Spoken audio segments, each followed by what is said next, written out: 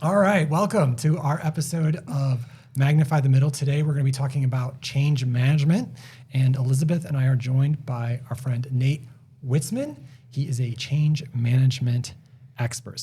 The toughest change I ever had to go through wasn't necessarily the change itself that was tough. It was the fact that I wasn't at all trained in how to lead a team through change.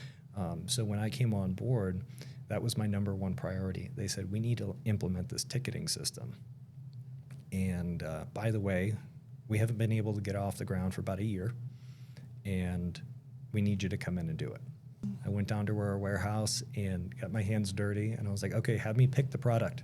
You said there's an actual name for this, right? When you go, it's called Gemba Walk, is that right? Yeah, Can you Gemba explain Walk. that a little bit? Because that was the first time I had heard that It's called term. what? Yeah, Yeah, Gemba Walk. explain it. So it's basically like sitting in somebody else's shoes. Yeah. That quote, I think it's a Covey quote, that's change happens at the speed of trust. So basically what I did was I kind of felt like a politician. I just did a bunch of small favors for everybody. But I think what it did is it just built up enough trust. Mm-hmm. And then once I had trust, then they were like, okay, well, I guess that'll work. The DMAIC model comes from the Lean Six Sigma. So define, measure, analyze, improve, and control is the beginning part, right? That define and measure part, and analyze. Because good change management starts with preparation and understanding. So you've got to define your mission. You've got to set out your team. You've got to know who your sponsor is for the change. And then you get to the measure phase, right? Documenting the process and collecting some of that baseline data. That is important, like we just talked about. You have to understand the process before you change it and understand what goes on. This is going to make our jobs easier. That's one of the biggest pitfalls, and I've fallen into it too, of saying, this is going to make things easier. Mm-hmm. But the actual users of the process might not feel that way because they have established processes that mentally they can run through in their sleep. There's keystrokes on a keyboard in some of the systems that I use that I don't even think about. My brain just takes over. They assume the root cause, and that is so dangerous because... Sounds like you have a story around that.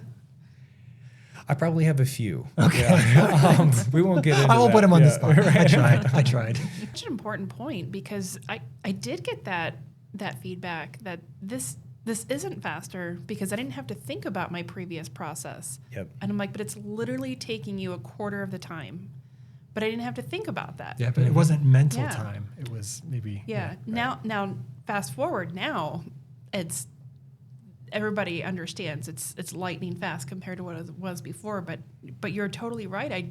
I missed that entire point that it's going to take you a good 6 months for this to become muscle memory. Mm-hmm. Exactly. Yeah. You used a good phrase with me earlier. You called it change saturation. If your organization is going through a lot of changes and you want to set them up for one more, is that sponge already completely full? If it's not going to take on any more water, you're going to run into issues, and you need to expect that. And that's when you start running into employee burnout. Yes.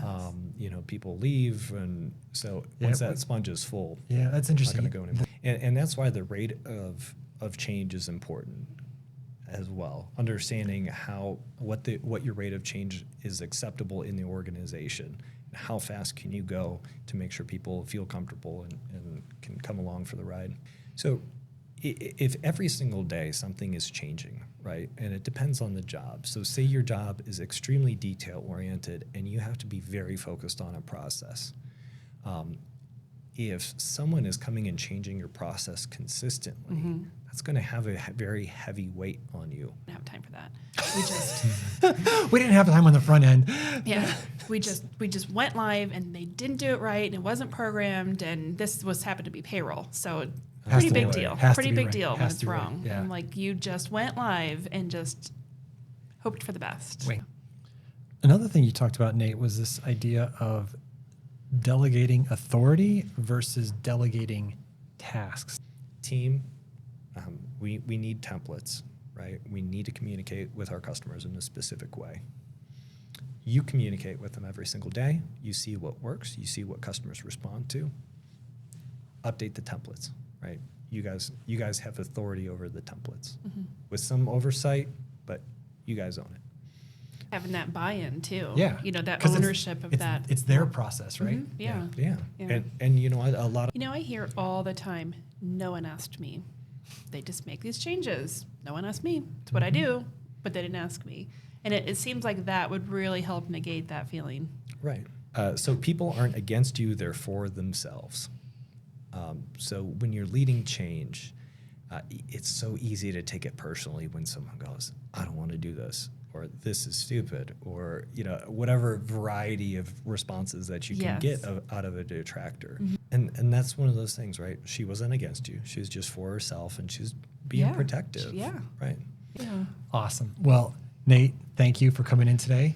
Today's Magnify the Middle, Change Management. I'm Jeff Moore, Elizabeth Kusenko. Stay safe. Thank you.